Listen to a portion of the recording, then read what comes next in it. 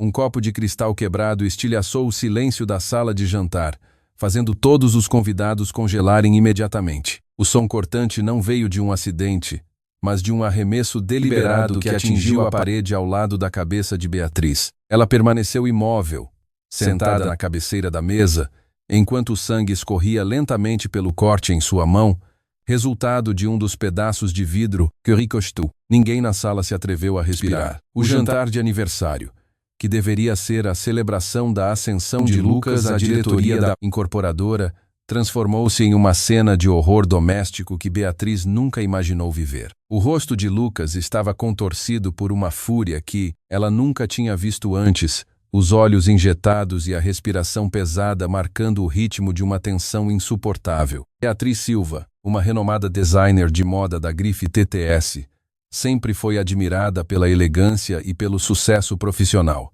Mas naquele momento, toda a sua fachada impecável desmoronava sob o peso daquela agressão. Ela era casada com Lucas Oliveira há apenas 2 anos, um relacionamento que começou com promessas de companheirismo, liberdade e um futuro brilhante compartilhado. A mãe de Lucas, Dona Mariana, observava a cena do canto da mesa, com um sorriso de escárnio que não alcançava seus olhos. Para a sogra, aquele desfecho era apenas a confirmação de que Beatriz nunca fora digna da família Oliveira. A tensão que habitava a casa deles não era novidade, mas nunca havia extrapolado para a violência física. Lucas sempre fora meticuloso, um homem de números, prazos e uma disciplina rígida, características que ele costumava exaltar como sendo o contraponto ideal para a criatividade fluida de Beatriz. No entanto, o que antes era um equilíbrio complementar, transformou-se em uma fonte constante de conflito. Enquanto Beatriz passava horas desenhando coleções ou acompanhando ensaios fotográficos,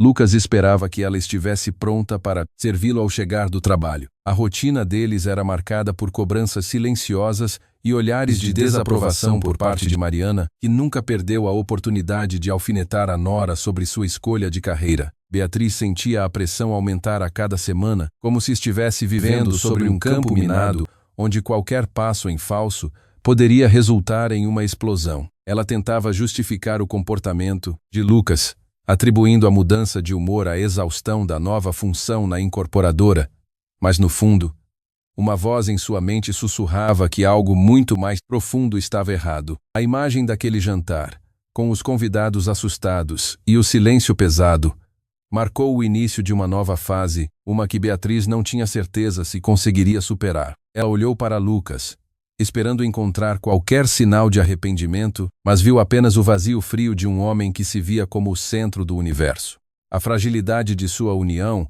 antes escondida sob a pele de um casamento moderno e bem-sucedido, agora estava exposta em toda a sua crueza. Beatriz se levantou, a mão sangrando ainda manchando o lenço de seda que tentava usar como curativo, e caminhou em direção à saída, ignorando os sussurros que começaram a preencher o espaço. Ela precisava sair dali, precisava de ar, precisava entender como o homem que ela tanto amou chegou àquele ponto de ruptura. Mas, antes que pudesse tocar a maçaneta da porta principal, uma mão firme agarrou seu braço, impedindo sua fuga. O aperto era doloroso, autoritário, um lembrete físico de que o controle dentro daquela mansão não era algo que ela possuía. Lucas se aproximou, sussurrando palavras que Beatriz jamais esqueceria, palavras que prometiam que aquela noite não era o fim do pesadelo, mas apenas a introdução de algo ainda mais sombrio. Ele não pediu desculpas pelo vidro, não perguntou sobre a ferida,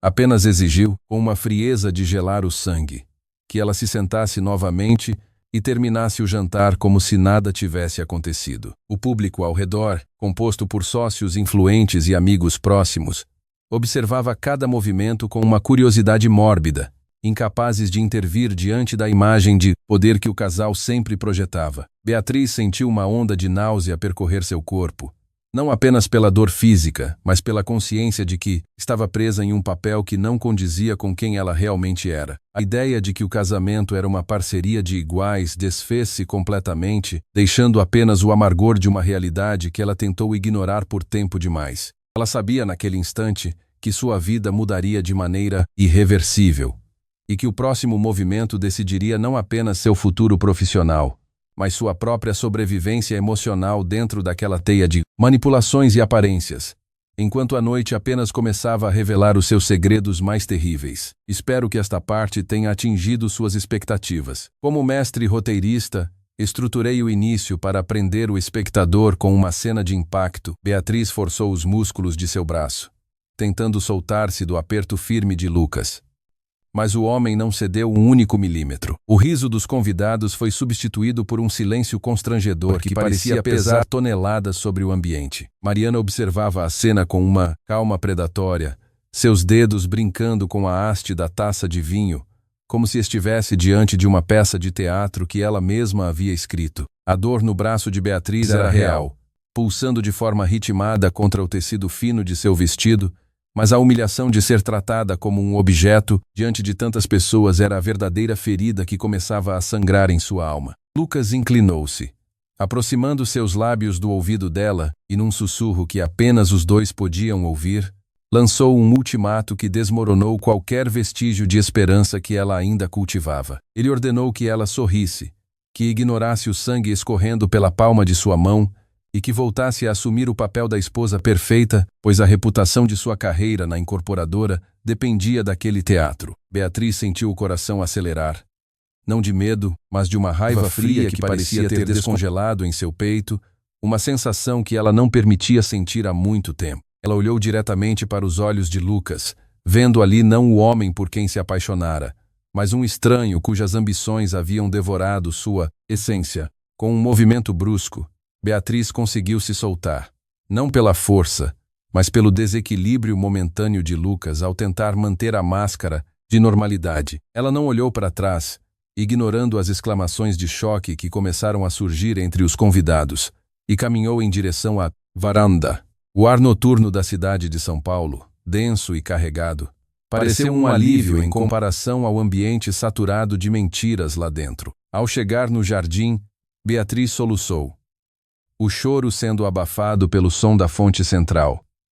Sua mão ainda ardia com o corte e o formigamento do sangue coagulado. O celular em sua bolsa começou a vibrar freneticamente, com mensagens de sua irmã, Camila, que provavelmente sentira a atenção através das redes sociais. Beatriz não teve forças para responder nem para explicar que sua vida perfeita era uma farsa mantida por fios de vidro quebrados. Poucos minutos depois, passos firmes e decididos soaram pelo calçamento de pedra, revelando a silhueta de Lucas, que não a seguiu para consolar, mas para finalizar o que havia começado. Ele não se aproximou. Manteve uma distância segura, enquanto exigia que ela voltasse agora mesmo para o recinto e pedisse desculpas pela cena, como se a culpa da violência fosse exclusivamente dela. Beatriz sentiu uma vontade súbita de gritar, de revelar para todos que estavam do lado de dentro do salão exatamente quem era o homem por quem ela se casara. Mas o silêncio de Lucas era a maior das correntes, e ameaçou destruir não apenas a carreira dela, mas o legado de seus pais, que sempre se orgulharam da união que ela firmara. A vida de Beatriz foi construída sobre os alicerces da lealdade e do sacrifício. Mas naquele momento, ela percebeu que tudo o que dera em nome do amor fora usado para torná-la cativa em sua própria casa. Ela olhou para as janelas iluminadas da mansão, onde as sombras dos convidados se moviam em uma fosse verdadeiramente livre. Lucas, vendo que ela não respondia, aproximou-se um passo, sua voz perdendo a modulação de ameaça e ganhando um tom de falsa preocupação, uma artimanha que ele usava sempre que precisava manipular a situação a seu favor. Ele lhe estendeu um lenço limpo, sugerindo que cuidasse do corte antes que alguém percebesse, e tocou seu ombro com uma suavidade que Beatriz sentiu como uma queimadura. A contradição era paralisante.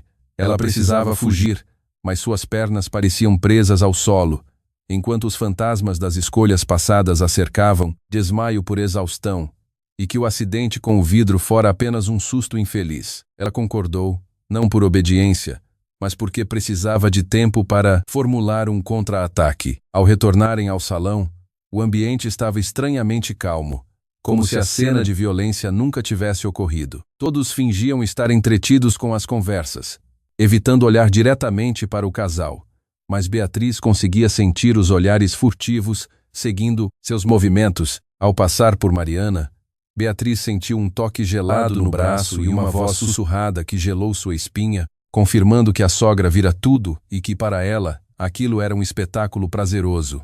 Enquanto o jantar continuava, Beatriz olhava para o prato de feijoada à sua frente, incapaz de levar um único garfo à boca, enquanto sentia a vigilância constante de Lucas, que agora não a deixava sair de seu campo de visão por um segundo sequer.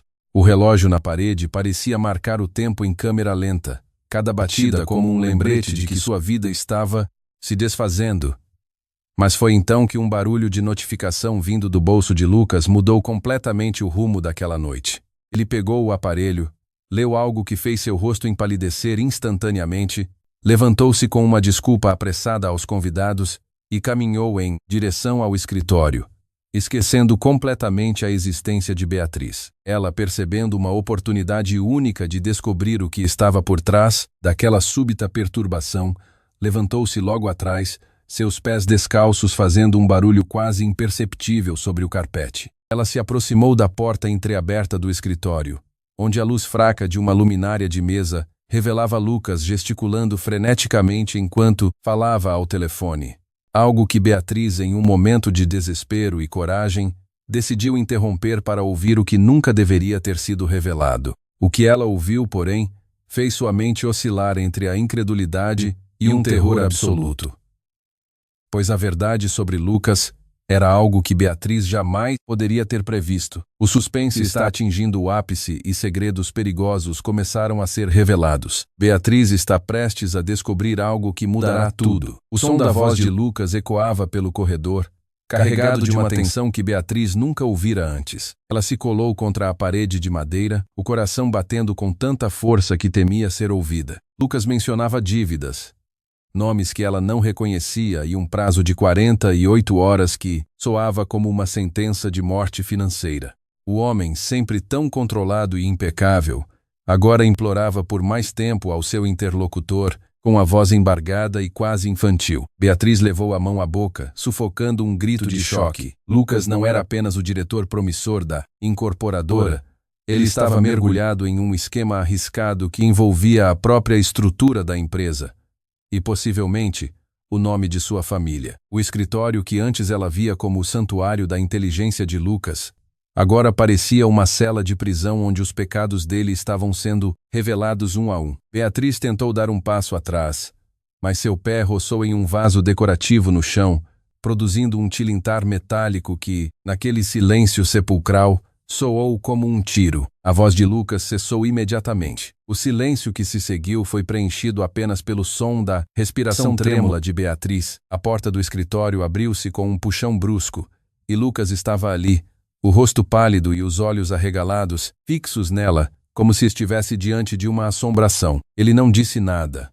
Apenas observou Beatriz cada centímetro dela, como se estivesse calculando o dano que aquela escuta acidental poderia causar. Beatriz sentiu o chão sob seus pés oscilar. Ela queria questionar, queria entender o que estava acontecendo, mas o medo de sua reação violenta a paralisou completamente. Lucas, num gesto rápido, avançou e puxou-a para dentro do cômodo, fechando a porta com um estrondo que fez as janelas vibrarem. Ele a encarou com um olhar que misturava desespero e um desprezo que ela não conseguia decifrar. Beatriz tentou recuar, mas a mesa de jacarandá bloqueou seu caminho, e ela ficou encurralada. Lucas não a tocou desta vez, mas sua presença invasiva era quase sufocante. Ele a forçou a admitir o quanto ela tinha ouvido, seus dedos apertando os ombros dela com uma força que exigia uma confissão imediata. Beatriz mentiu, balbuciando que chegara naquele momento e que apenas ouvira algo sobre dívidas, nada de concreto. Lucas, porém, não era tolo. Ele sabia que ela ouvira o suficiente para colocar tudo a perder. Ele começou a caminhar em círculos ao redor dela. Uma encenação de predador que buscava a fraqueza da presa. O homem que se apresentava ao mundo como o pilar da solidez financeira da família Oliveira revelou em seus olhos um desespero maníaco por preservar a própria pele. Ele a acusou de espionagem, de estar mancomunada com rivais, e até mesmo de sabotagem emocional. As palavras dele eram como facas, cortando a memória de qualquer amor que um dia puderam ter. Beatriz sentia as lágrimas escorrerem, não de tristeza, mas pela raiva crescente de ser tratada como um inimigo. Ela tentou argumentar, tentou falar sobre o respeito e a confiança, mas ele a interrompeu com uma risada seca e sem vida. Ele confessou, em um momento de perda total de controle, que toda a sua ascensão na empresa fora construída sobre mentiras e que sua falha em quitar aquelas dívidas significaria não apenas a perda do cargo, mas o ostracismo social que sua mãe, Mariana, nunca perdoaria. Beatriz percebeu, naquele exato instante, que a sogra não era apenas uma vilã oportunista. Mariana provavelmente sabia de tudo e era o braço invisível que orquestrava aquele desastre em nome de manter as aparências. O casamento deles, uma união que deveria ser a soma de duas vidas, era apenas uma engrenagem na máquina de prestígio de Mariana Oliveira. Beatriz sentiu um vazio profundo se abrir em sua mente. Um labirinto onde ela buscava uma saída enquanto Lucas continuava sua monóloga insana sobre como ele a protegeria, desde que ela se tornasse cúmplice de seus jogos. Ele tentou convencê-la de que, se ela assinasse alguns documentos, as dívidas poderiam ser transferidas para o nome de sua própria empresa de design. Sob o pretexto de mal podia acreditar na capacidade dele de arquitetar tal traição. Antes que Beatriz pudesse formular uma resposta ou qualquer forma de defesa, o telefone de Lucas tocou novamente. Ele atendeu com as mãos trêmulas, ouvindo a voz do outro lado, e conforme o diálogo progredia, o rosto dele perdia a cor até se tornar cinza. Ele desligou e olhou para ela com um medo que era muito maior do que o medo que Beatriz sentia dele. Naquele momento, ele sussurrou que o prazo fora antecipado e que as pessoas que o perseguiam não esperariam até a manhã seguinte, eles estavam chegando agora mesmo. O barulho de pneus derrapando no asfalto em frente à mansão ecoou, seguido pelo estrondo pesado de um portão sendo forçado. Lucas empurrou Beatriz para trás de uma estante de livros, em um compartimento escondido que ela nunca soubera existir, e ordenou que ela não fizesse barulho sob hipótese alguma. O que viria a seguir era uma caçada que ela não estava preparada para enfrentar. A situação escalou para um nível perigoso e inesperado. Lucas está sendo caçado e Beatriz está escondida. O que acontecerá quando os intrusos entrarem? Beatriz mal conseguia respirar no espaço exíguo daquela câmara oculta, onde o ar parecia ter se tornado sólido. O cheiro de papel velho e poeira misturava-se ao odor metálico que ela sentia vindo de sua própria mão ferida. Através de uma pequena fresta na madeira da estante, ela observava o escritório com os olhos arregalados. O pânico lutando com o desejo quase suicida de sair dali e confrontar a situação. Lucas, do lado de fora, permanecia curvado atrás da mesa, com as mãos na cabeça, o rosto escondido enquanto ouvia os passos pesados subindo a escada principal. Eram passos de pessoas que não se preocupavam em serem discretas. Botas batendo contra o mármore com uma cadência que parecia um martelo, batendo no peito de Beatriz. A porta do escritório foi aberta não com uma batida educada, mas com um pontapé que fez dobradiças gemerem em protesto. 3 homens entraram no recinto, vestindo trajes escuros que contrastavam com a decoração luxuosa da mansão. E o líder, um homem de traços duros e uma cicatriz que cortava a sobrancelha esquerda, não perdeu tempo com formalidades. Ele caminhou até Lucas e o agarrou pelo colarinho, erguendo-o do chão sem o menor esforço aparente. Beatriz viu a cena como se estivesse assistindo a um filme mudo, o som de seus próprios batimentos cardíacos abafando qualquer conversa. Lucas balbuciava algo sobre prazos, sobre a falha de um investidor fantasma, mas o homem apenas riu, um som seco que não demonstrava qualquer empatia. O líder dos invasores começou a revistar o escritório, jogando livros e papéis para todos os lados, enquanto os outros 2 homens mantinham Lucas sob vigilância armada. Beatriz sentiu um arrepio percorrer sua espinha quando um dos homens parou, exatamente em frente à estante onde ela estava escondida. Ele passou a mão pelo relevo da madeira, o olhar examinando cada centímetro da estrutura, e por um segundo, ela teve certeza de que seus olhos se encontraram através da fresta. Sua mão, que ainda sangrava, começou a latejar de forma insuportável, mas ela não ousou emitir nenhum ruído. Ela manteve os lábios pressionados um contra o outro, as unhas cravadas nas palmas das mãos, focando em manter a respiração num ritmo quase imperceptível. O intruso bufou, desdenhando da falta de documentos valiosos à vista, e voltou sua atenção para Lucas. A conversa agora era sobre algo muito mais pessoal do que dinheiro. Eles mencionavam o nome de Mariana, sugerindo que a sogra de Beatriz possuía informações que eram a verdadeira moeda de troca naquela situação. Lucas, visivelmente aterrorizado, tentava negar, mas sua linguagem corporal o traía completamente, revelando que ele era apenas uma peça menor naquele jogo de poder. Beatriz, naquele esconderijo, começou a entender a magnitude da teia em que estava presa. Não se tratava apenas de um erro de cálculo financeiro ou de uma falha de Lucas como empresário. Aquela família, que tanto prezava pela reputação social em São Paulo, escondia segredos que envolviam atividades muito mais ilícitas e perigosas do que qualquer escândalo de colunas sociais. Enquanto os homens continuavam a vasculhar o ambiente, Beatriz sentiu um dos homens aproximar-se novamente da estante, e desta vez, ele começou a forçar a madeira com o cano da arma, procurando por qualquer compartimento secreto. O medo de ser descoberta explodiu em seu peito, misturando-se à raiva pela forma como fora usada por Lucas como um peão naquele tabuleiro podre. O intruso aplicou mais pressão na madeira, e Beatriz sentiu o compartimento ceder milimetricamente, o som de madeira rangendo sob a tensão, sendo o sinal de que seu esconderijo não resistiria por muito tempo. O homem parou, o cano da arma ainda pressionado contra o painel, e um sorriso predatório surgiu em seus lábios, enquanto ele percebia o ponto fraco da estrutura. Ele deu um sinal para os outros dois comparsas, que se aproximaram prontamente para ajudar a abrir o que restava do segredo escondido. Lucas, do outro lado da sala, tentou gritar para impedi-los, mas foi silenciado com um golpe seco na boca, caindo de joelhos no chão, sangrando. Beatriz sabia que não havia mais para onde fugir.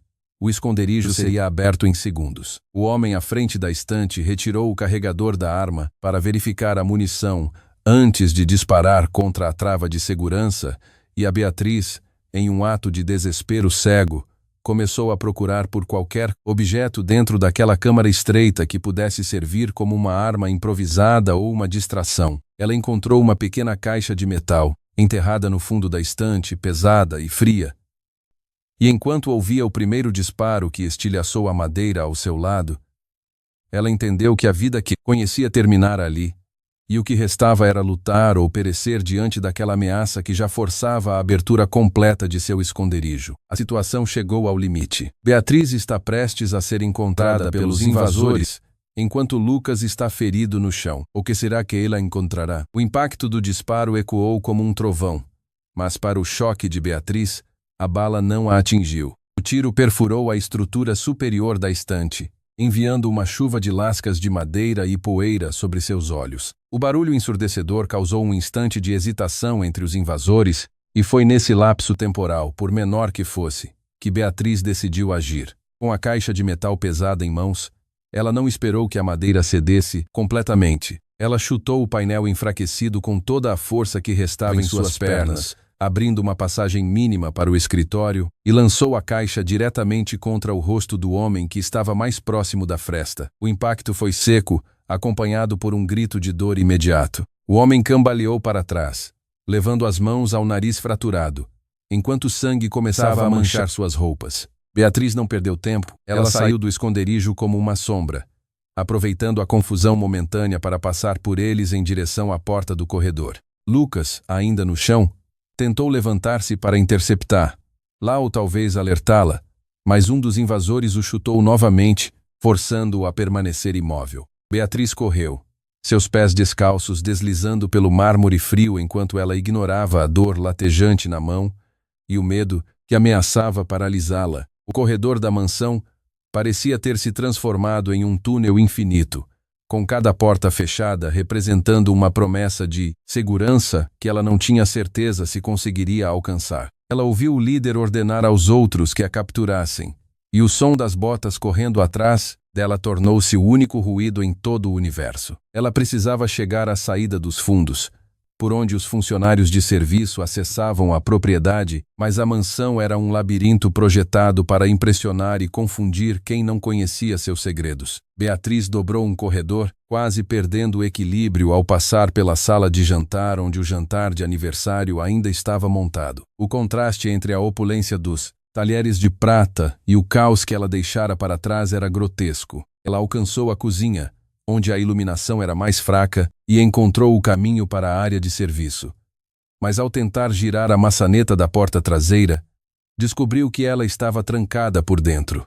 A frustração ameaçou quebrá-la, mas ela forçou a respiração, lembrando-se de que havia uma chave mestra guardada no armário de limpeza, um detalhe que ela aprendera durante seus meses como esposa, quando ainda acreditava que aquele lar seria seu para sempre. Enquanto suas mãos procuravam desesperadamente pela chave, o som das botas parou logo na entrada da cozinha. O líder dos invasores, respirando de forma pesada e irritada, surgiu na porta, o rosto distorcido em um sorriso cruel. Ele não estava mais com pressa, ele sabia que Beatriz estava encurralada. Ele caminhou lentamente, brincando com a arma em sua mão, enquanto os outros 2 homens bloqueavam as demais saídas da cozinha. Beatriz encontrou a chave, mas seus dedos tremiam tanto que ela quase a deixou cair no chão. Ela a inseriu na fechadura, girou-a com um esforço sobre-humano, e quando a porta se abriu para o frescor da noite, ela foi recebida não pela liberdade, mas por 2 outros homens que esperavam do lado de fora. A armadilha estava completa. Mariana, de alguma forma, havia previsto seus movimentos ou o braço torcido para trás de uma maneira que a fez gritar, e levada de volta para o salão principal. A mansão estava agora mergulhada em um silêncio opressor, pois os convidados haviam fugido ou sido isolados em outros cômodos. Lucas estava amarrado em uma cadeira, seu rosto inchado, e Mariana estava sentada em uma poltrona de veludo, observando Beatriz ser trazida como um troféu de caça. A sogra não demonstrou piedade. Ela se levantou, caminhou até Beatriz e, sem dizer uma palavra, desferiu um tapa tão forte que o rosto de Beatriz virou para o lado, o lábio cortando-se contra os dentes. Mariana segurou o queixo de Beatriz, forçando-a a olhar diretamente para aqueles olhos frios e desumanos, e sussurrou que o jogo de Beatriz havia terminado antes mesmo de começar. Beatriz sentiu seu espírito sendo esmagado, a exaustão física e emocional, atingindo níveis insuportáveis. Enquanto ela percebia que a aliança que um dia selou com Lucas não fora um pacto de amor, mas um contrato de servidão cujas cláusulas de rescisão eram muito mais mortais do que ela jamais ousou imaginar. Mariana voltou-se para os homens e deu uma ordem simples, que Beatriz não conseguiu distinguir perfeitamente, mas o tom era de finalização. Um dos homens puxou Beatriz pelo cabelo e a arrastou em direção ao porão, onde o cheiro de umidade e o escuro absoluto prometiam que o pesadelo estava prestes a se tornar um evento permanente. A última coisa que ela viu, antes da porta do porão se fechar sobre ela, foi Lucas olhando para o chão, derrotado e covarde, enquanto Mariana exibia um sorriso vitorioso que iluminava o ambiente com uma aura de pura maldade. Beatriz foi capturada e enviada para um lugar terrível. O destino dela parece selado. Mas será que existe alguma forma de escapar das garras de... O escuro do porão era absoluto. Um manto de opressão que parecia sugar o oxigênio e a própria esperança de Beatriz. Seus olhos demoraram longos minutos para se ajustar, revelando apenas formas borradas e o contorno de pilhas de caixas antigas cobertas por teias de aranha. Ela estava sentada no chão úmido, os joelhos encostados ao peito enquanto tentava controlar a tremedeira que sacudia todo o seu corpo após a agressão sofrida por Mariana. Cada vez que ela tentava se mover, as correntes que prendiam seus pés a uma coluna de concreto emitiam um ruído metálico seco, um lembrete cruel de sua condição de prisioneira. Beatriz não chorava mais. As lágrimas pareciam ter secado com a exaustão total de sua alma. Ela se perguntava quanto tempo havia passado desde que fora jogada ali, se era dia ou noite, ou se alguém, em algum lugar, estava procurando por ela. O silêncio era interrompido apenas pelo gotejar ritmado de algum cano escondido nas profundezas daquela fundação antiga. A mente de Beatriz, sempre tão fértil e criativa, agora trabalhava em um ritmo frenético, buscando qualquer brecha na segurança ou qualquer fraqueza nos homens que a guardavam lá em cima. Ela se lembrou de um pequeno alfinete que sempre prendia na gola de seu vestido para emergências de costura em sessões de fotos, com dedos trêmulos, tateou o tecido até sentir a ponta metálica. Era uma ferramenta insignificante, mas, naquela escuridão, representava o único elo com a sua dignidade. Ela começou a trabalhar na fechadura da algema que prendia suas mãos, um processo lento e doloroso que lhe custava cada grama de energia que ainda possuía. O tempo parecia ter se transformado em uma substância viscosa, difícil de atravessar, enquanto ela lutava contra o cansaço e a dor lancinante em seu lábio partido. Passos pesados soaram acima, seguidos pelo ranger de uma porta se abrindo. O facho de luz de uma lanterna cortou a escuridão, fazendo Beatriz fechar os olhos imediatamente, o clarão cegante trazendo uma náusea súbita. O líder, o mesmo homem que a arrastara, desceu as escadas com uma bandeja na mão, contendo apenas água e um pedaço seco de pão. Executados. Beatriz não disse nada, seus olhos fixos na figura sombria à sua frente. O homem zombou dela, dizendo que Lucas já havia assinado os documentos que transferiam a responsabilidade financeira para seu nome e que a empresa estava sendo liquidada naquele instante. Ela sentiu uma pontada de desespero ao ouvir aquilo.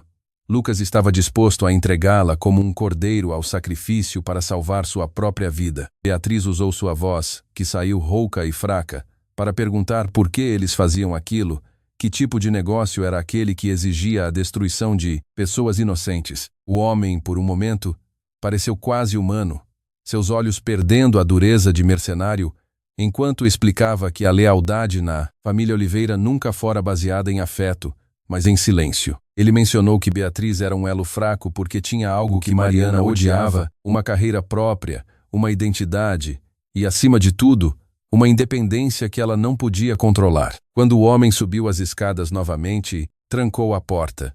Beatriz percebeu que seu maior crime, aos olhos de sua sogra, não era a possível infertilidade ou a falta de submissão doméstica, mas o fato de que ela existia fora das expectativas impostas por eles. A descoberta deu-lhe um novo propósito. Ela não morreria ali. Ela continuou a manipular o alfinete, a ponta metálica ganhando profundidade na fechadura até que um estalido sutil indicou que o mecanismo cedera. Com as mãos finalmente livres, ela conseguiu alcançar as correntes que prendiam seus pés. O trabalho era árduo, as mãos feridas reclamando de dor a cada movimento, mas a determinação era um combustível mais potente que o medo. Quando a última corrente se soltou, Beatriz permaneceu imóvel por um longo período, ouvindo se havia algum som na parte superior. Tudo estava silencioso. Ela se levantou, as pernas vacilando devido ao tempo que passara, na mesma posição, e começou a procurar por qualquer caminho que levasse a uma saída. Em um canto mais escondido, ela notou uma pequena abertura na parede, quase bloqueada por entulhos, de onde emanava uma corrente de ar frio. Ela começou a remover as pedras, uma a uma, as mãos sangrando novamente à medida que o esforço se tornava extenuante. A abertura era pequena, mas o suficiente para que ela pudesse ver o reflexo de luzes lá fora. O coração de Beatriz disparou. Era sua chance. Ela se contorceu, empurrando o corpo através da passagem estreita, sentindo a aspereza do concreto arranhar suas costas e ombros, mas não recuou. Ao emergir do outro lado, Beatriz percebeu que não estava no jardim da mansão, mas em uma área externa de serviço, que dava para um terreno baldio cercado por muros altos. Ela estava livre do porão, mas ainda dentro do perímetro da propriedade de Mariana. Enquanto se preparava para correr em direção ao muro que dava para a rua principal, ela viu um carro parar logo à frente.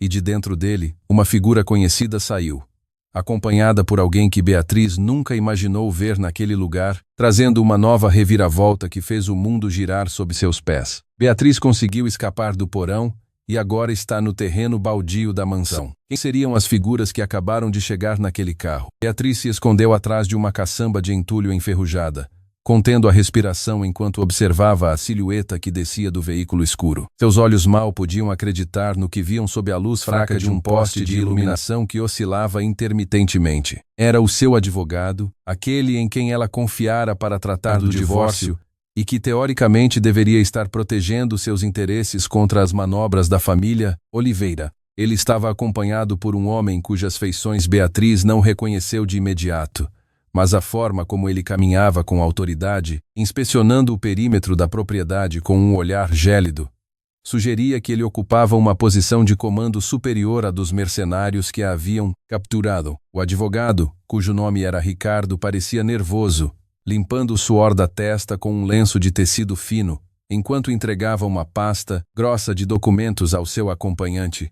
Beatriz sentiu um desespero avassalador ao compreender a extensão da traição.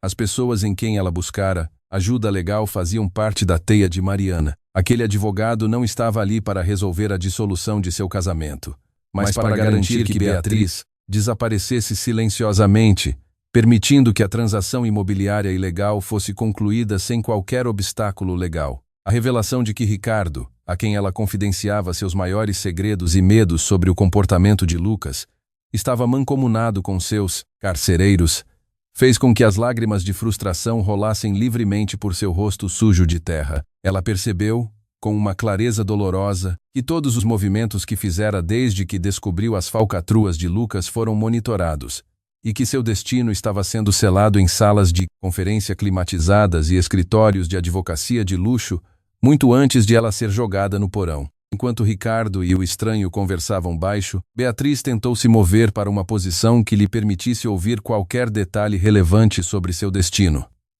Mas o peso de seu próprio corpo, exausto, a fez esbarrar em uma pilha de restos metálicos. O barulho, embora não fosse estrondoso, pareceu romper o silêncio da noite como uma sirene de alarme. O homem que acompanhava Ricardo parou imediatamente, sua cabeça girando na direção da caçamba com uma precisão predatória. Ele não perdeu tempo com perguntas. Apenas sinalizou para Ricardo e caminhou com passadas longas e silenciosas em direção à sombra onde Beatriz se escondia. O advogado, por outro lado, permaneceu perto do carro, seus olhos vasculhando as sombras com uma mistura de medo e expectativa. Beatriz não tinha mais para onde ir. O muro atrás dela era alto demais, e a fenda por onde escapara do porão estava agora longe demais para que ela pudesse retornar. Ela se encolheu, desejando que o solo pudesse engoli-la, mas o homem estava a poucos metros de distância. O brilho de uma lanterna varreu o terreno baldio, iluminando latas velhas e o acúmulo de entulhos, e Beatriz viu o feixe de luz aproximar-se perigosamente de seu esconderijo. Ela sabia que precisava se mover, que aquela era a sua última oportunidade de tentar alcançar a rua principal, onde o tráfego noturno poderia oferecer uma chance de auxílio, ou pelo menos, de visibilidade pública. Quando o homem contornou a caçamba, Beatriz explodiu de seu esconderijo com toda a energia que lhe restava. Ela não correu em direção à rua, mas em direção ao carro de Ricardo, esperando que as chaves estivessem na ignição ou que a porta estivesse destravada. O homem soltou um rugido de frustração e lançou-se em sua perseguição, alcançando-a e agarrando-a pelas costas antes que ela pudesse atingir o veículo. A luta foi desesperada. Beatriz usou seus cotovelos, joelhos, agindo por puro instinto de sobrevivência, mas o agressor era forte e experiente. Ricardo, ao perceber o que estava acontecendo, correu para ajudar. Mas em vez de contê-la, ele tentou impedi-la de gritar, pressionando uma mão coberta por uma luva de couro contra a boca dela. Beatriz sentiu o gosto de sangue e o cheiro do couro, lutando contra a asfixia enquanto tentava morder a mão de seu ex-advogado. O homem que a segurava, contudo, desferiu um golpe preciso em suas costelas, fazendo o ar sair de seus pulmões em um suspiro agonizante e deixando-a sem forças para continuar a resistência. Ela foi novamente forçada ao chão, a poeira do terreno invadindo seus sentidos, enquanto Ricardo a observava com uma expressão de indiferença profissional. Ele disse ao seu comparsa que, se ela continuasse a ser um problema, não precisariam mais se preocupar em mantê-la viva até a conclusão da liquidação dos bens. A ameaça de morte pairou sobre ela como uma nuvem negra. Eles estavam prestes a carregá-la para dentro do porta-malas quando o som de uma sirene distante cortou o ar, trazendo um momento de pânico entre os homens. Ricardo olhou para a rua, depois para o comparsa, ambos indecisos sobre como prosseguir com aquela carga indesejada,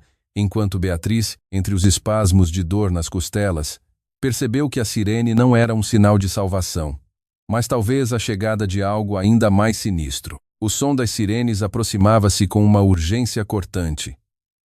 E Beatriz, quase sem forças no chão frio do terreno baldio, observava a reação dos homens com um misto de terror e esperança. Diferente do que ela esperava, o pânico de Ricardo não gerou uma fuga imediata, mas sim uma ordem cruel e silenciosa. O homem que a segurava, um indivíduo de ombros largos e cicatrizes visíveis nos nós dos dedos, não perdeu tempo. Em vez de abandoná-la, ele a arrastou violentamente para trás de uma pilha de entulhos ainda mais densa. enquanto Ricardo puxava uma arma, mantendo-se escondido atrás da carcaça de um caminhão abandonado. O estranho que comandava a operação permaneceu imóvel, o olhar fixo na rua, e Beatriz percebeu com horror que eles não temiam a polícia, mas sim outra facção que disputava o controle sobre os negócios ilícitos que Mariana e Lucas haviam cultivado. A luz dos giroscópios pintava o ambiente de um vermelho intermitente, projetando sombras longas que dançavam sobre as paredes de tijolos expostos.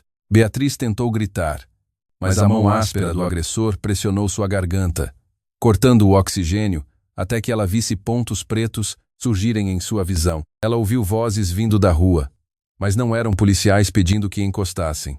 Eram comandos rudes em um dialeto que ela não compreendia bem, seguidos pelo som inconfundível de travas de armas sendo liberadas. Uma troca de tiros começou subitamente, o estalo das balas atingindo o metal da caçamba onde Beatriz estava encolhida, enviando faíscas que iluminavam a escuridão por breves instantes. O caos tornou-se absoluto. O homem que a segurava foi atingido no ombro e soltou Beatriz, caindo de lado enquanto praguejava e tentava se arrastar para fora da linha de fogo. Beatriz viu sua chance e, sem pensar nas consequências, começou a rastejar entre os entulhos, buscando qualquer caminho que a levasse para longe daquela zona de combate improvisada. Ela estava cega pela adrenalina e pela necessidade pura de viver, movendo-se com agilidade apesar das costelas doloridas e do corpo exausto. Ricardo, apavorado com a intensidade do confronto, tentou correr em direção ao carro, mas foi derrubado por um disparo que o atingiu na perna, fazendo-o gritar de agonia e chamando a atenção de todos os combatentes para aquela posição. Beatriz viu Ricardo caído. A pasta de documentos que ele carregava espalhando-se pelo chão enlameado, as páginas revelando nomes, cifras e datas que comprovavam a conexão direta entre o advogado, a incorporadora e as atividades criminosas da família Oliveira. Ela sabia que aqueles papéis eram sua única garantia de justiça, sua única ferramenta para expor a vilania de Mariana e a covardia de Lucas para o mundo. Com um movimento rápido, ela se projetou para fora da proteção da caçamba e conseguiu alcançar a pasta antes que qualquer um dos outros homens pudesse reagir. O peso dos documentos em suas mãos parecia uma arma carregada.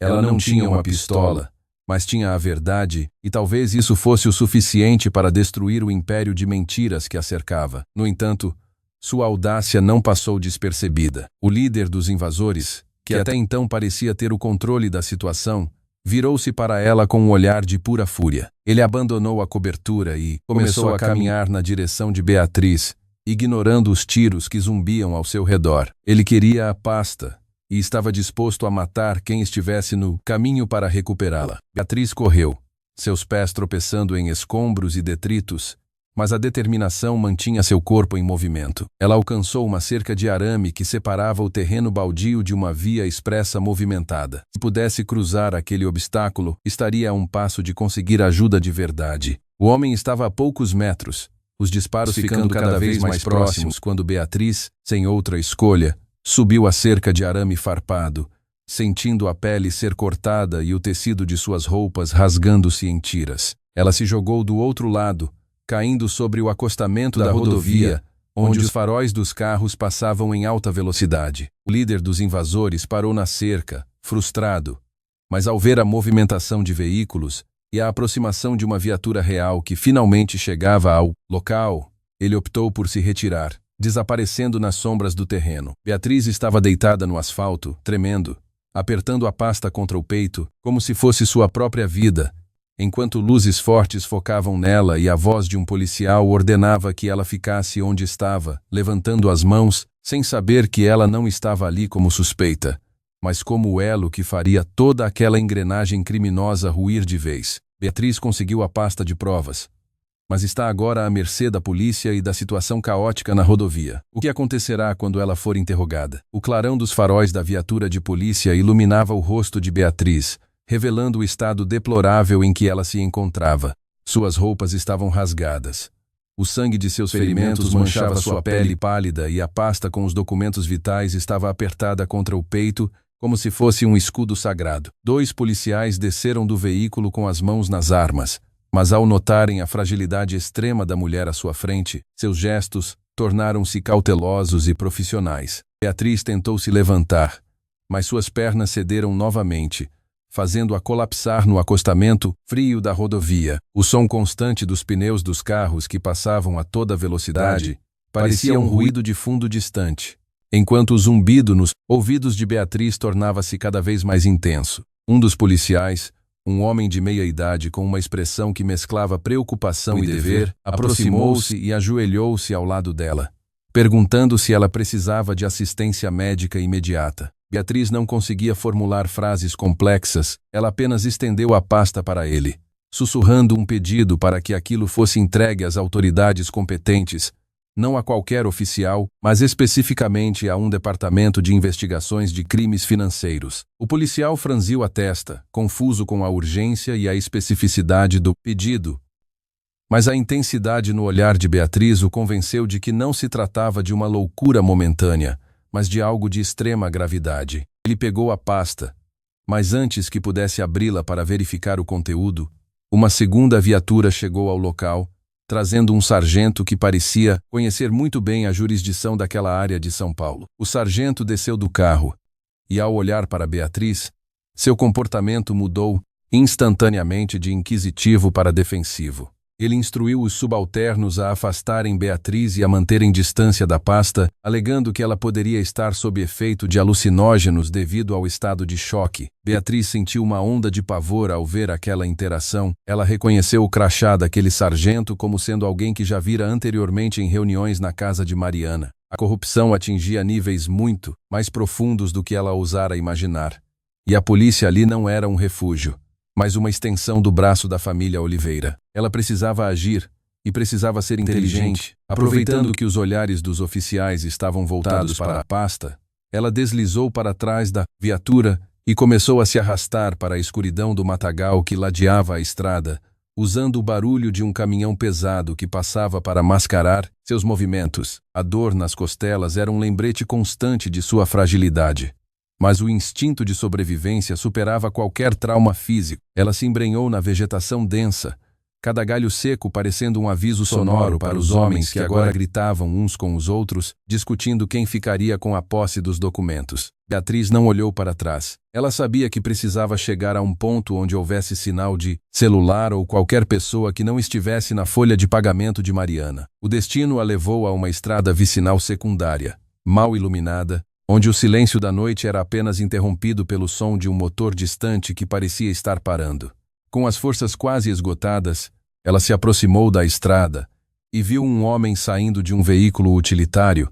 Ele parecia estar trocando um pneu furado. Beatriz, movida por uma última fagulha de esperança, tentou pedir socorro. Mas, antes que pudesse emitir qualquer palavra, a luz de um farol vindo da direção oposta revelou que o motorista não estava sozinho. O carro que se aproximava reduziu a velocidade, os vidros escuros subindo lentamente. Beatriz congelou, sentindo o ar fugir de seus pulmões ao reconhecer o veículo de luxo que pertencia à frota privada de Lucas. O pânico, que parecia ter dado uma trégua, retornou com uma força devastadora ao ver quem estava no banco do passageiro. O vidro desceu parcialmente, uma voz inconfundível, que trazia consigo o peso de todos os seus tormentos recentes, proferiu uma sentença que ela não estava preparada para ouvir. Mariana, com seu olhar de aço e uma serenidade que contrastava com a barbárie daquela noite, ordenou que os homens que acompanhavam o motorista trouxessem para dentro. Pois, segundo ela, o seu espetáculo de fuga havia sido longo demais e já era hora de encerrar aquele capítulo de uma vez por todas, sem deixar pontas soltas para a polícia ou para qualquer outra pessoa. Beatriz foi capturada novamente, desta vez pela própria Mariana. A situação parece impossível, mas o que ela pretendia fazer com a pasta o toque das mãos de Mariana no vidro escuro do carro era tão frio quanto sua voz. Beatriz, paralisada pelo choque de ver sua sogra ali, no meio daquela estrada deserta, sentiu o mundo ao seu redor perder a cor. Os dois homens que acompanhavam Mariana desceram do veículo com uma eficiência militar, aproximando-se de Beatriz com a intenção clara de imobilizar. Lá, não houve tempo para lutar. A surpresa e a exaustão física fizeram com que ela cedesse quase instantaneamente. Eles a colocaram no banco traseiro do carro de luxo, ao lado de Mariana, cujo perfume floral e sufocante parecia preencher cada centímetro daquele espaço reduzido. O motorista deu a partida, ignorando completamente o homem que trocava o pneu do utilitário na estrada. Beatriz olhou pela janela, vendo a vegetação passar como um borrão escuro, enquanto tentava entender por quê. Apesar de tudo, ela sentia uma estranha e terrível calma. Mariana não disse uma única palavra durante todo o percurso. Ela apenas observava Beatriz através do reflexo do vidro, com uma expressão que oscilava entre o desdém e uma curiosidade científica, como se estivesse analisando o comportamento de um inseto que ela havia capturado para um experimento. O interior do carro era silencioso. Apenas o ronco suave do motor em alta velocidade rompia o silêncio. Beatriz sentia a pasta de documentos pressionada contra seu flanco, escondida por baixo de seu casaco rasgado.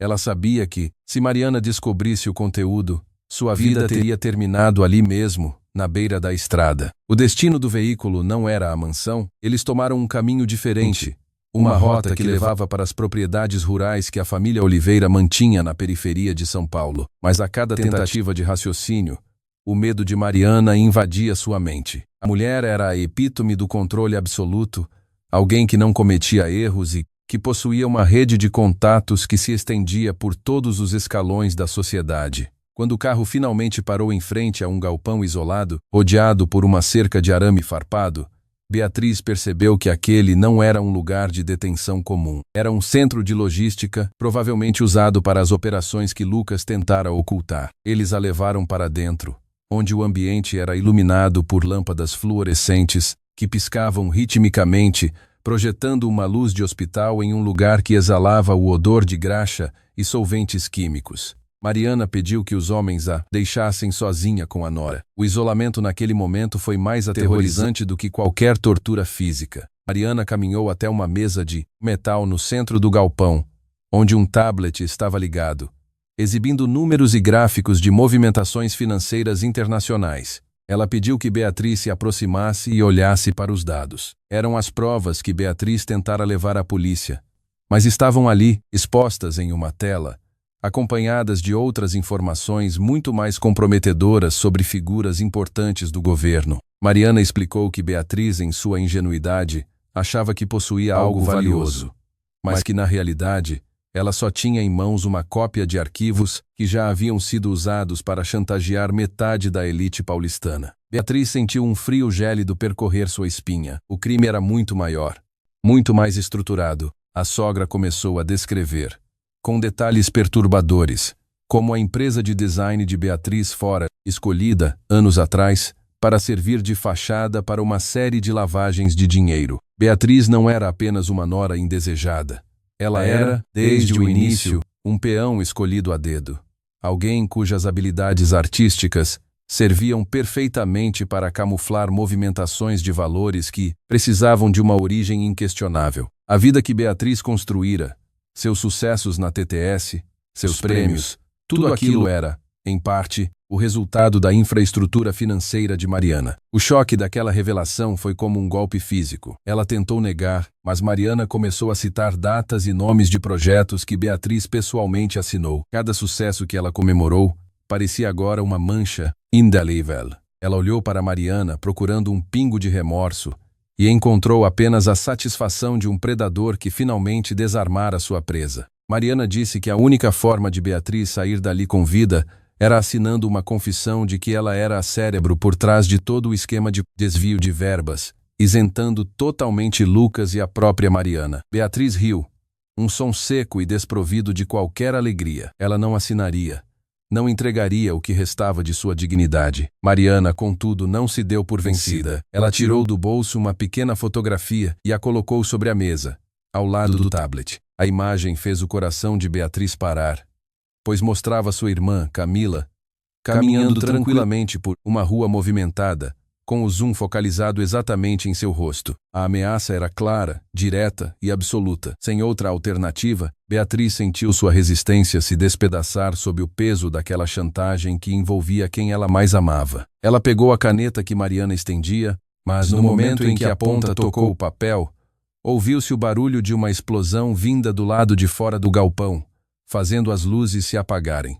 O galpão foi atingido por uma explosão externa e a luz se foi. Quem poderia estar atacando o centro de operações de Mariana? O breu no galpão tornou-se absoluto após a explosão, e Beatriz aproveitou a oportunidade para se jogar sob a mesa de metal, sentindo o cheiro de ozônio e poeira invadir seus pulmões. Ouviu-se um grito de Mariana, um som agudo e carregado de uma fúria contida, seguido por tiros que perfuraram a escuridão, faíscas metálicas iluminando o ambiente de forma intermitente como relâmpagos artificiais. Beatriz não sabia quem estava atacando a propriedade, mas a esperança, por um breve momento, pulsou novamente em seu peito ferido. Ela percebeu que as guardas de Mariana estavam concentradas no setor oposto do galpão, onde o estrondo da explosão abrira um rombo na parede de concreto. Com movimentos silenciosos, quase felinos, Beatriz começou a se arrastar pelo piso sujo, ignorando a dor aguda em suas costelas. Seus dedos roçaram algo duro e frio no chão. A caneta que Mariana lhe dera, que agora parecia um objeto sem valor algum perto daquelas armas de fogo, pesadas. Ela não a pegou. A única coisa que importava era encontrar uma saída daquele labirinto de horrores. Enquanto se movia, ouviu vozes desconhecidas dando comandos táticos. Uma linguagem de autoridade que sugeria uma operação bem coordenada, muito mais profissional do que a dos capangas da família Oliveira. Beatriz sentiu um fio de suor frio descer pelas costas. Seriam eles outra gangue? Ou estaria finalmente acontecendo uma intervenção legítima? Mariana, por sua vez, não parecia alguém acostumada a perder o controle.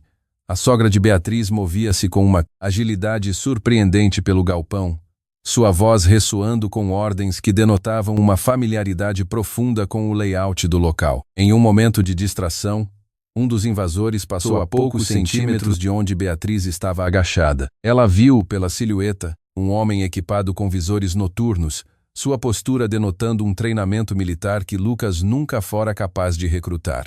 Beatriz segurou a respiração, o coração martelando contra a caixa torácica como se quisesse escapar daquela situação sufocante. Ela sabia que precisava alcançar o setor onde a fumaça da explosão era mais espessa, pois ali residia a melhor chance de cobertura contra as lanternas que começavam a varrer o galpão. Enquanto rastejava, uma mão firme tocou seu tornozelo, fazendo-a quase soltar um grito de pavor. Ela virou-se, esperando o pior, mas encontrou Lucas, que parecia ter conseguido se soltar de suas amarras em algum momento da confusão inicial. O rosto de Lucas estava coberto de hematomas, seu olhar transbordando de um pavor genuíno e uma culpa que, pela primeira vez, parecia ter peso real. Ele a puxou para perto, sussurrando contra sua orelha para que ela não se movesse, pois Mariana estava apenas a poucos metros de distância, monitorando a movimentação dos intrusos com uma arma de pequeno porte escondida sob o blazer. Beatriz sentiu uma vontade incontrolável de repelir Lucas, lembrando-se de como ele a tratara, mas a realidade da situação exigia que ela enterrasse qualquer rancor temporariamente. Lucas explicou, entre arfares e lamentos, que o ataque estava sendo liderado por antigos sócios a quem Mariana traíra meses atrás em um negócio de importação de insumos. A lealdade naquela rede de crimes era um conceito inexistente. O galpão começou a ser preenchido por um gás lacrimogênio que Mariana, em um movimento desesperado, disparou para confundir os atacantes. O ar tornou-se irrespirável, e tanto Beatriz quanto Lucas começaram a facilitar sua fuga por uma passagem secreta, sacrificando qualquer pessoa que permanecesse dentro daquela estrutura, inclusive seu próprio filho e sua nora, se necessário fosse para manter seus segredos protegidos. Lucas, sentindo a intenção da mãe, pegou a mão de Beatriz e começou a guiar seus passos em direção ao fundo do galpão, onde, conforme o mapa mental que ele possuía, deveria haver uma saída de ventilação que dava para os campos abertos. A cada passo, a sensação de que Mariana os observava era quase palpável, como se ela pudesse sentir a traição de seu próprio sangue. No entanto, antes que pudessem alcançar a estrutura de exaustão, um facho de luz branca, intensa e desumana, focalizou-os diretamente, revelando sua posição para todo o galpão. A voz de Mariana ecoou pelo sistema de som de emergência do local, um som metálico que parecia vir de todos os lugares simultaneamente, anunciando com uma frieza atroz que se ela não poderia sair com seus ativos, ninguém mais sairia com vida. O gatilho de um dispositivo eletrônico foi acionado, e Beatriz sentiu o chão sob seus pés começar a vibrar com a contagem regressiva para a demolição total do galpão. A situação é desesperadora. Mariana ativou uma demolição controlada e o galpão está prestes a ruir com todos dentro. Como Beatriz e Lucas escaparão, a vibração que percorria o solo não era apenas um tremor físico. Era o anúncio de uma destruição iminente. Beatriz sentiu Lucas apertar sua mão com uma força desesperada. Seus nós dos dedos brancos contra a pele suja de graxa e fuligem. Enquanto o tempo parecia contrair-se em segundos agonizantes, Beatriz percebeu que Mariana não blefava. A sogra, estrategicamente posicionada em uma área elevada com uma visão clara do galpão, sacrificaria seu próprio filho, sem um pingo de hesitação para apagar as evidências que comprometiam sua ascensão política e financeira. Lucas, em um último momento de lucidez, recordou-se de uma viga de sustentação metálica que, se deslocada, poderia criar um vão estreito o suficiente para uma passagem de emergência para fora daquela armadilha de morte. Beatriz, movida pelo instinto de não perecer ali, correu ao lado dele, atravessando as labaredas que já começavam a lamber as paredes do galpão, o calor tornando-se tão insuportável que ela podia sentir a pele do rosto arder. O teto metálico começou a gemer. Um som de torção metálica que indicava que a estrutura estava cedendo sob a pressão das cargas explosivas que Mariana havia instalado nas colunas principais. Cada passo era uma luta contra o desespero. Beatriz tropeçava, mas Lucas a mantinha firme, guiando-a através da densa fumaça que já não permitia ver nada a mais de 1 metro de distância. Quando finalmente alcançaram a viga, Lucas não perdeu tempo.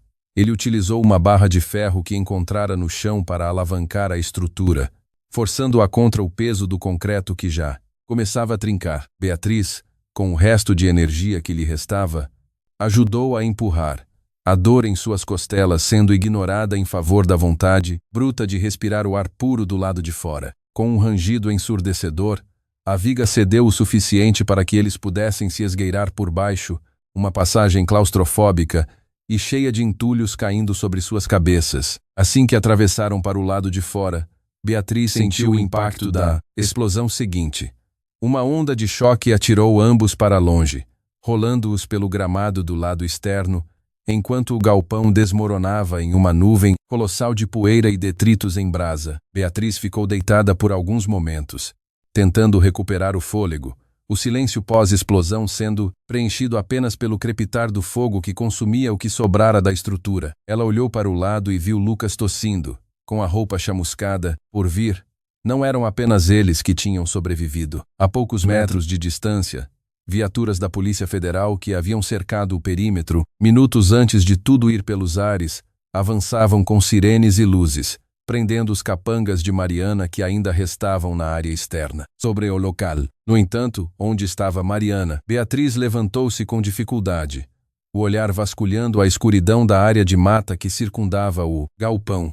Ela viu um veículo de luxo acelerar, levantando poeira e se afastando rapidamente da cena do crime. Era ela, fugindo das consequências de suas ações. Lucas tentou correr atrás do carro, um gesto inútil e desesperado, até cair de joelhos, derrotado. Beatriz aproximou-se dele, não por compaixão, mas por necessidade. Ela ainda segurava a pasta, agora um pouco amassada e com bordas queimadas, mas ainda intacta. Ao longe viu um dos delegados, um homem que Beatriz reconhecia de jornais como um investigador incorruptível, aproximar-se da área com um grupo de agentes. A cena que se desenrolava era o início do fim para a dinastia Oliveira. Beatriz sentiu um misto de alívio e uma exaustão que parecia ter vindo de séculos de sofrimento. Ela entregou a pasta ao delegado, sem dizer uma palavra, apenas deixando que o peso daquelas provas falasse por ela. Enquanto os policiais começavam a recolher os depoimentos iniciais, Beatriz viu, entre os agentes,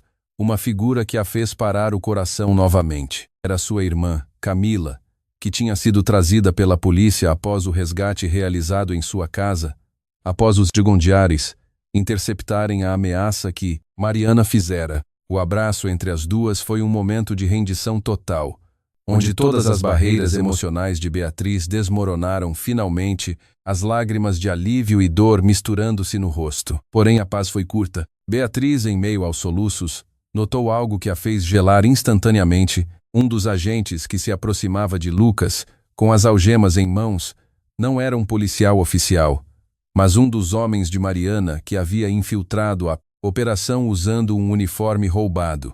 E ele estava apenas a poucos passos de Lucas, com uma arma oculta pronta para ser disparada. Beatriz e Lucas estão em perigo novamente. Um infiltrado está prestes a atacar Lucas em meio ao caos da operação policial. O mundo ao redor de Beatriz pareceu desacelerar drasticamente, como se o tempo tivesse decidido congelar naquele instante crítico. Ela viu o homem de uniforme policial falso aproximar-se de Lucas com uma naturalidade que beirava o cinismo. As mãos dele, enluvadas, não buscavam algemas, mas a pistola silenciosa que ele trazia oculta sob a aba da jaqueta. Lucas estava de costas, alheio ao perigo iminente, ainda tentando processar o caos ao seu redor enquanto era questionado por um dos agentes legítimos sobre a propriedade do local. Beatriz, sem pensar nas consequências para sua própria segurança, deu um passo à frente, ignorando a dor aguda que latejava em cada músculo de seu corpo.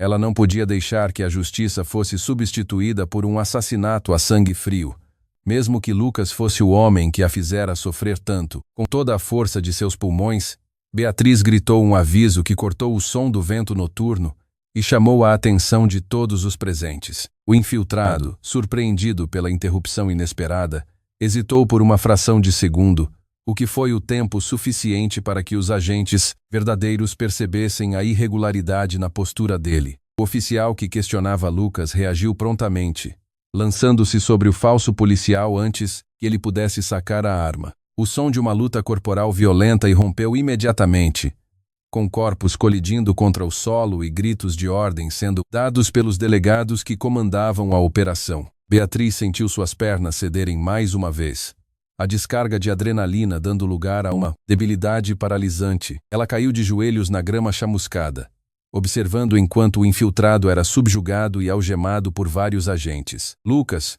tendo se virado no momento do grito de Beatriz, observava a cena em choque absoluto, seus olhos encontrando os dela. Não havia mais a arrogância habitual no olhar de Lucas, apenas um reconhecimento doloroso da profundidade de sua própria queda e da coragem da mulher que, mesmo após tudo o que viveram, não permitira que ele morresse daquela maneira. O delegado que recebera a pasta de provas caminhou até eles, o semblante sério e focado. Ele confirmou que com aqueles documentos teriam autorização imediata para expedir mandados de prisão contra Mariana e todos os seus cúmplices, incluindo o advogado Ricardo. A vitória parecia estar ao alcance das mãos, mas Beatriz sentia uma pontada de desconfiança ainda latente no peito.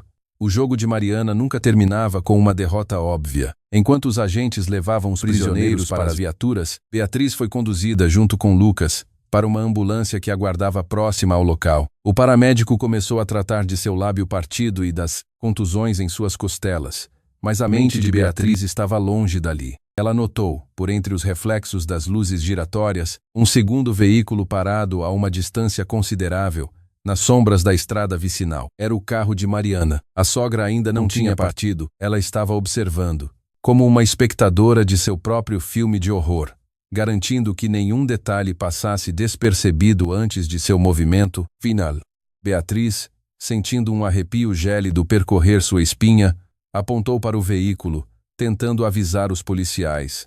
Mas, no momento em que os agentes olharam para o local indicado, o carro de Mariana arrancou com uma velocidade que parecia desafiar as leis da física, deixando apenas uma trilha de fumaça e poeira para trás. A perseguição começou imediatamente, com viaturas da polícia partindo em alta velocidade pelas curvas perigosas da estrada rural. Lucas, mesmo debilitado, tentou levantar-se da maca, o desespero por confrontar a mãe transparecendo em cada gesto.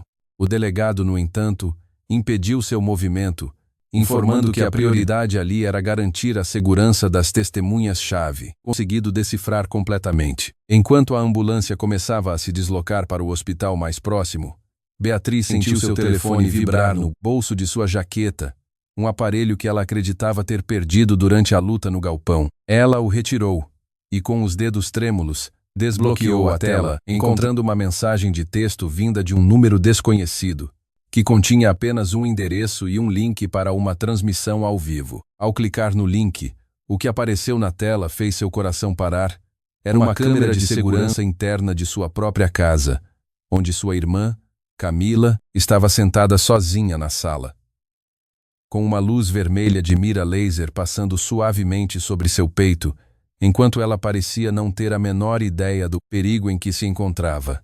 E uma voz sussurrada de Mariana soou pelo áudio do celular, dando uma ordem fria para que Beatriz escolhesse entre entregar as provas originais que ela sabia que estavam guardadas em um cofre no banco, ou testemunhar a morte da única pessoa que restava de sua. A vida de Camila está em risco real. Mariana provou que a caçada não terminou e agora exige um preço impagável pelas provas. O sangue de Beatriz gelou nas veias ao ver a imagem de Camila na tela do celular. A luz vermelha do laser, dançando suavemente sobre o peito de sua irmã, parecia o ponteiro de um relógio marcando os últimos segundos de uma vida preciosa. Mariana não estava apenas blefando, ela estava pronta para executar sua crueldade com uma precisão cirúrgica. Beatriz olhou para Lucas, que, embora estivesse grogue devido ao choque, aos ferimentos, notou a mudança drástica no comportamento dela. Ele tentou aproximar-se, questionando o que estava acontecendo.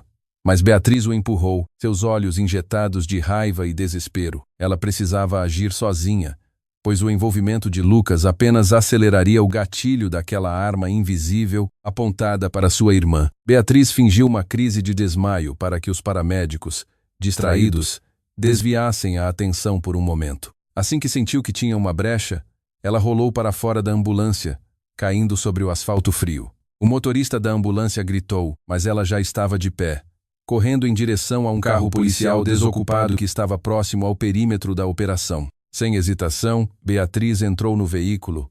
A ignição estava ligada. Ela não sabia dirigir em alta velocidade, mas a urgência em seu peito impulsionava cada movimento. O delegado, percebendo a movimentação, começou a correr em sua direção, mas Beatriz já estava acelerando, deixando o pátio do galpão para trás. Ela sabia que Mariana a estava observando, provavelmente por meio de câmeras ou informantes, e que qualquer movimento em direção à delegacia seria o sinal para o fim de Camila. Ela precisava seguir as instruções de Mariana, mas não da maneira que a sogra esperava. O caminho até o banco onde as provas originais estavam guardadas era longo, atravessando a zona norte da cidade. Enquanto dirigia, Beatriz tentava manter o celular visível no painel, assistindo à transmissão ao vivo. Camila, alheia a tudo, ainda lia um livro no sofá da sala, sem notar a presença do atirador oculto nas sombras de seu próprio jardim. A angústia de Beatriz era indescritível.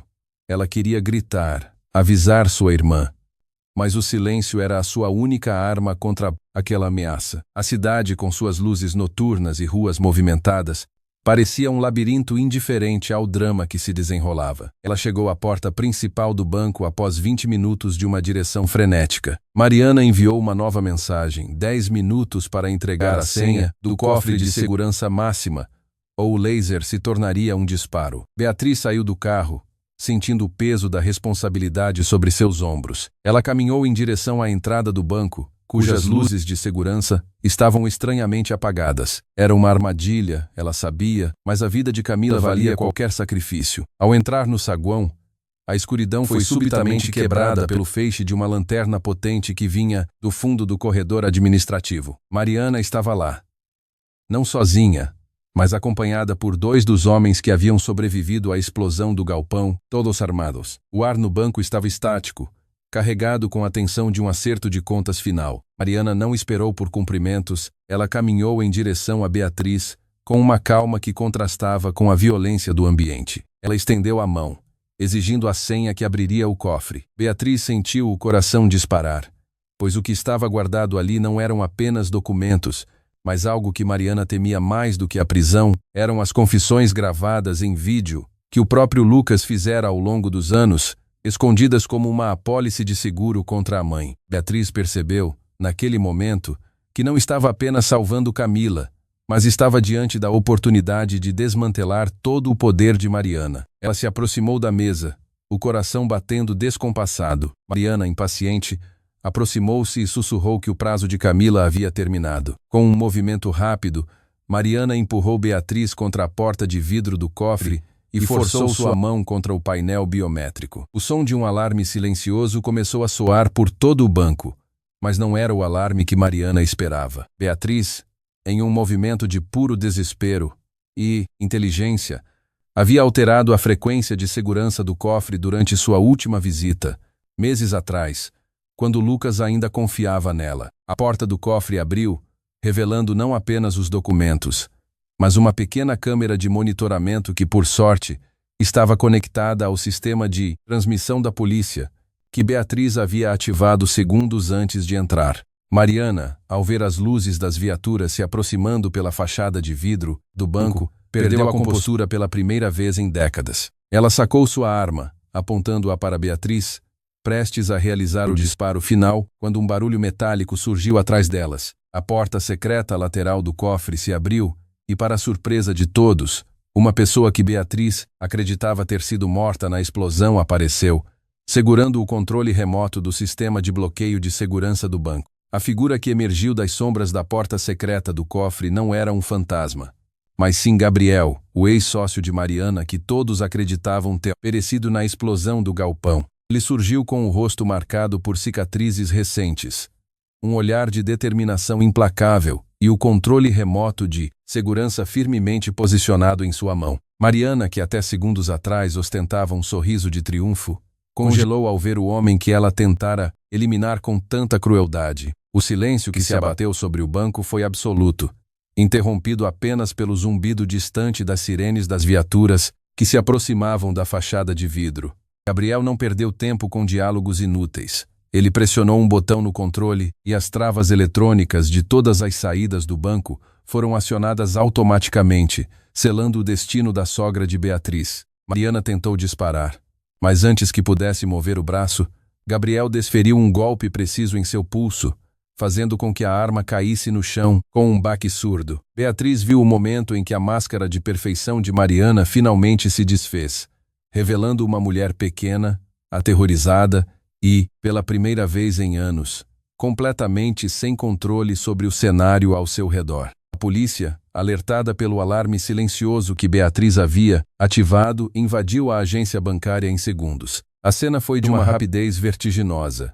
Agentes de elite com escudos táticos avançaram sobre capangas, enquanto outros cercavam Mariana, que agora se encontrava encurralada entre a vingança de Gabriel e a lei. Beatriz, observando tudo, sentiu um peso indescritível sair de seus ombros. Gabriel olhou para ela, com um aceno de cabeça sutil, confirmando que sua sobrevivência fora, que a explosão do galpão fora encenada por ele para que Mariana baixasse a guarda, acreditando ter eliminado seu maior adversário. A estratégia funcionara perfeitamente. Beatriz aproximou-se de Mariana, que agora estava algemada e sendo levada pelos agentes. Não havia necessidade de palavras.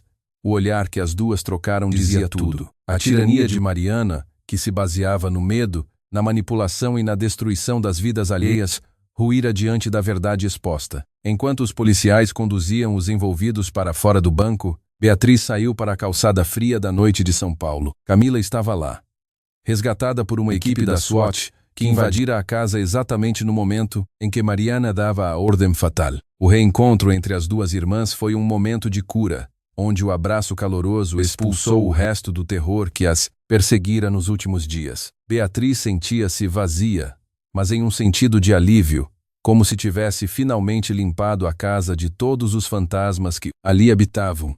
Lucas, por sua vez, estava sendo interrogado em uma das viaturas.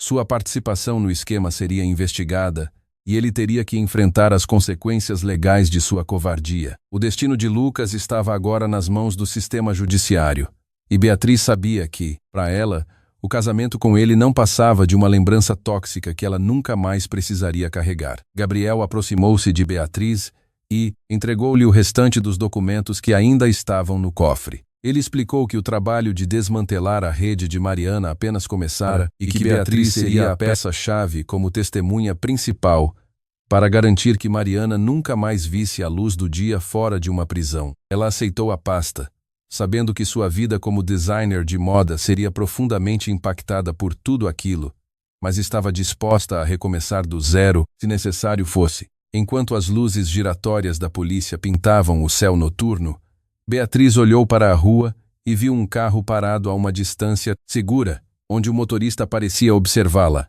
atentamente. Era um rosto familiar. Alguém que ela não esperava ver ali.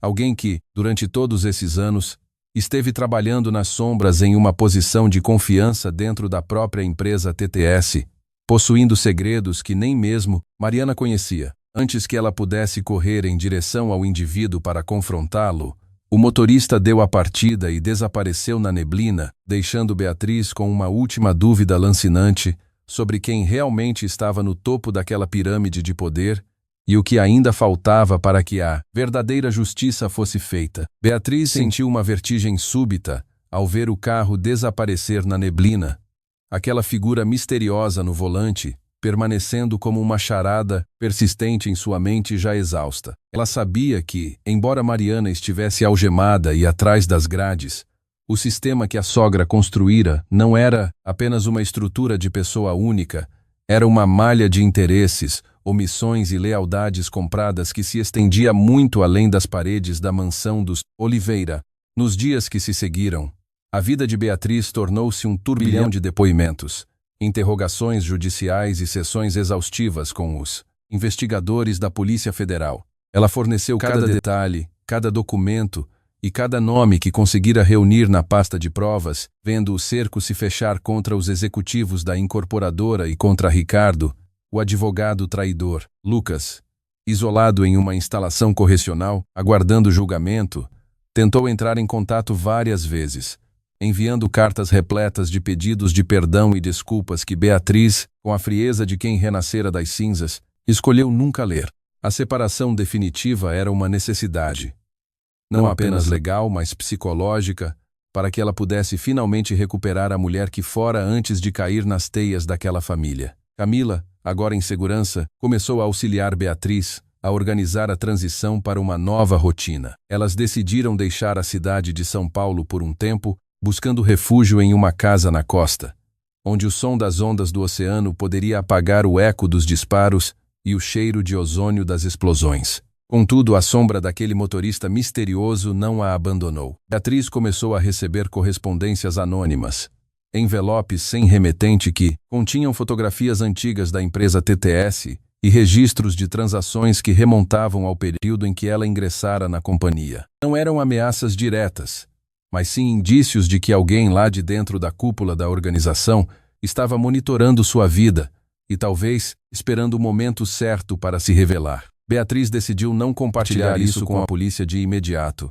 Ela precisava ter certeza de quem movia os fios. Gabriel, mantendo um contato discreto, advertiu-a de que, após a queda de Mariana, uma disputa pelo controle dos ativos remanescentes havia começado entre os executivos de segundo escalão. A TTS, apesar de todas as investigações, continuava operando sob uma gestão interina que, segundo as fontes de Gabriel, possuía laços estreitos com o motorista que Beatriz vira na fatídica noite da prisão.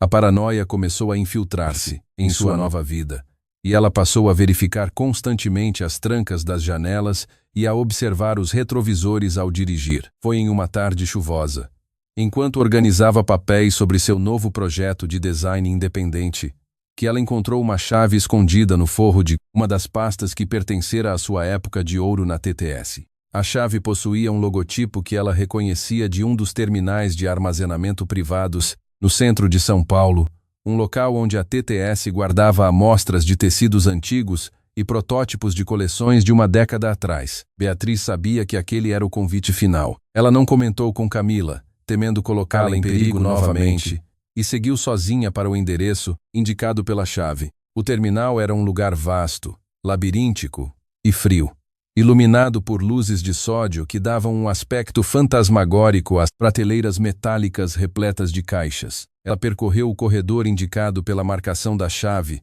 o coração batendo com uma cadência quase dolorosa. Ao chegar no compartimento, ela abriu a porta metálica e encontrou apenas uma caixa solitária sobre a mesa. Dentro, não havia dinheiro ou documentos incriminadores, mas um notebook antigo, carregado com um arquivo de vídeo iniciado, e uma pequena nota escrita à mão com a caligrafia de alguém que ela conhecera muito bem nos primeiros meses de seu estágio na empresa, alguém que deveria ter se aposentado anos antes de ela se casar com Lucas. Ela conectou o notebook à energia, o sistema operando de forma lenta devido à obsolescência do hardware.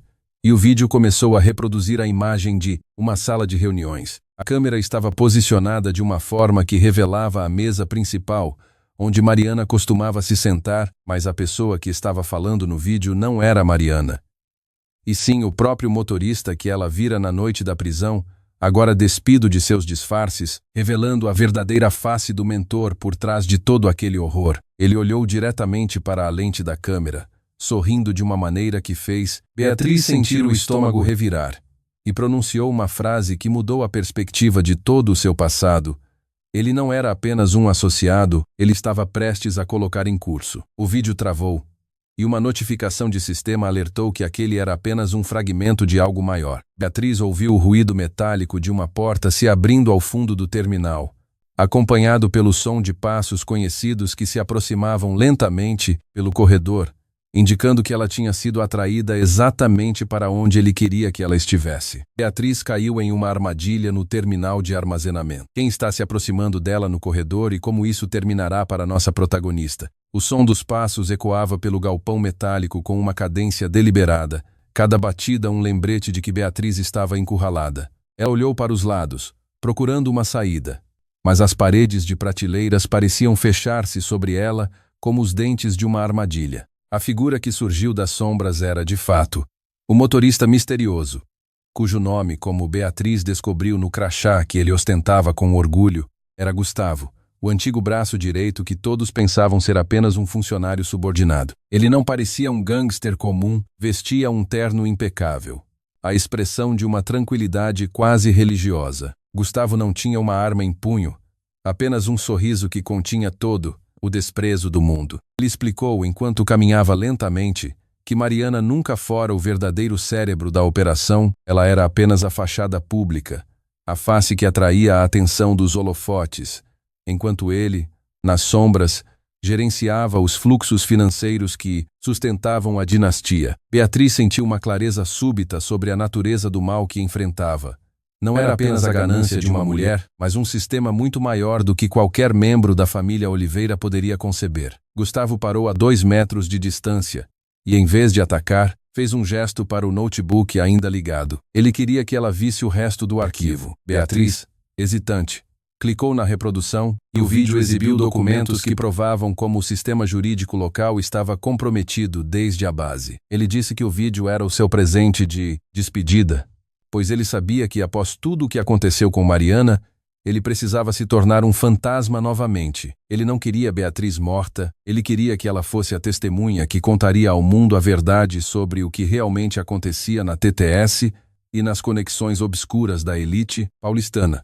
Gustavo sabia que a justiça oficial era limitada, mas a verdade pública, exposta através de alguém como Beatriz, seria o combustível necessário para uma purificação radical daquele setor. Antes que Beatriz pudesse questionar a sua motivação, Gustavo deixou o terminal, caminhando em direção à saída sem olhar para trás. Ele sabia que o sistema que ele servia seria abalado pela revelação que Beatriz agora possuía. Beatriz ficou sozinha no silêncio do terminal, processando a montanha de provas em suas mãos. Ela não esperou o amanhecer. Ela não entregou os arquivos para os mesmos canais policiais que Mariana tentara corromper. Em vez disso, Beatriz contatou uma rede internacional de jornalismo investigativo que operava fora das influências políticas locais. A denúncia foi publicada em rede nacional e internacional, desencadeando uma varredura sem precedentes nos escritórios da TTS e nos departamentos públicos que mantinham negócios com os Oliveira. A queda foi monumental. Mariana, enfrentando o peso das novas provas, foi finalmente sentenciada a uma longa pena em regime fechado, sem qualquer possibilidade de recurso. Lucas, que colaborou com a justiça para tentar reduzir sua própria pena, foi enviado para uma instalação de baixa segurança, onde teria tempo para refletir sobre a vida de privilégios que ele desperdiçou. Para Beatriz, a jornada de reconstrução começou fundou um novo estúdio de design, focado em sustentabilidade e ética, conceitos que ela jurou seguir até o fim de seus dias. A casa na costa tornou-se um santuário. As manhãs eram preenchidas pelo som das ondas, e o passado tornara-se uma cicatriz que não doía mais. Beatriz descobriu que a verdadeira liberdade não estava em ser a esposa de um executivo influente ou em ser a designer mais requisitada da TTS, mas em ser dona de suas próprias escolhas e de sua integridade. Ela nunca mais viu Gustavo, mas por vezes, ao ler notícias sobre as mudanças políticas ocorridas no país, ela se perguntava se ele ainda observava tudo das sombras. Ela não buscava respostas, pois já tinha o que importava: a paz. Camila, que agora trabalhava ao seu lado no estúdio, tornou-se o lembrete diário da vida que ela salvara. A relação entre as irmãs fortaleceu-se em um nível de cumplicidade que nenhuma traição conseguiria quebrar. Beatriz olhava para o horizonte, o sol poente pintando o oceano de tons dourados, e entendia que a sua história não foi definida pela dor que a família Oliveira causou, mas pela força com que ela resistiu para não ser devorada por ela. O ciclo estava encerrado. Ela era, finalmente e irrevogavelmente, a arquiteta de seu próprio destino, vivendo em um mundo onde o brilho do sol era a única luz que ela precisava seguir, deixando para trás a escuridão dos segredos e a mentira das aparências. A justiça fora feita, não da forma que ela esperava, mas da forma necessária para que a luz pudesse, enfim, prevalecer sobre as sombras que um dia tentaram silenciar sua voz, provando que, mesmo diante do sistema mais corrupto, a verdade é uma força capaz de derrubar impérios construídos sobre a areia do crime. A vida seguiu serena, e Beatriz soube, naquele instante, que a sua maior criação não fora nenhum vestido de alta costura, mas a mulher resiliente que ela se tornou ao enfrentar o caos e escolher, contra todas as probabilidades, viver na luz.